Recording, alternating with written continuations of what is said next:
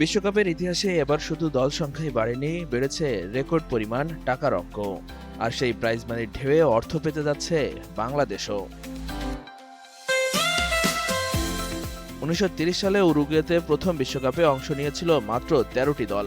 এরপর ১৬, ২৪ পেরিয়ে ৩২ দলের বিশ্বকাপ। আর ২০২৬ সালে এসে ফুটবলের সবচেয়ে বড় আসর এখন ৪৮ দলের। দল বেড়েছে ফিফার আয়, আর সেই আয়ের একটি অংশ বিশ্বজুড়ে সদস্য দেশগুলোর ফুটবল উন্নয়নে বণ্টন করে ফিফা। তাই বিশ্বকাপ শেষ হলে বাংলাদেশ ফুটবল ফেডারেশন বা বাফুফেও পেতে যাচ্ছে বড় অঙ্কের অর্থ। সেন্সিটিভিটি আমার নাই, আছে হোয়াইট প্লাস প্রো সেন্সিটিভ। দাঁতের সেন্সিটিভিটি ভুলে খান মন খুলে। এবারের বিশ্বকাপে মোট প্রাইজ মানি ঘোষণা করা হয়েছে রেকর্ড ৮৭১ মিলিয়ন মার্কিন ডলার, যা আগের আসরের তুলনায় প্রায় ৬৫% বেশি। তবে বিশ্বকাপের অর্থের ঝনঝনানিতে সবচেয়ে স্পষ্ট দলগুলোর প্রাপ্তিতে। বিশ্বকাপে অংশ নেওয়া প্রতিটি দলই ট্রেনিং ক্যাম্প ও যাতায়াতের খরচের জন্য শুরুতেই পেয়েছিল ২.৫ মিলিয়ন ডলার। গ্রুপ পর্ব থেকে বিদায় নেওয়া দলগুলো পেয়েছে আরও ১০ মিলিয়ন ডলার, অর্থাৎ মোট ১২.৫ মিলিয়ন।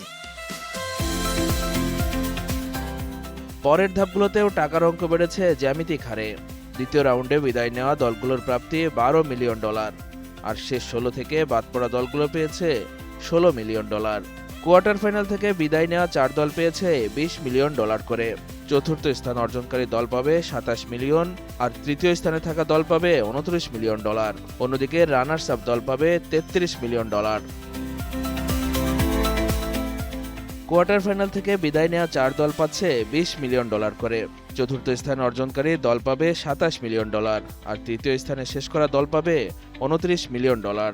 ফাইনালের মহরণের পর রানার্স আপ দল পাবে ৩৩ মিলিয়ন ডলার, আর বিশ্ব চ্যাম্পিয়ন দলের জন্য বরাদ্দ থাকছে রেকর্ড ৫০ মিলিয়ন মার্কিন ডলার।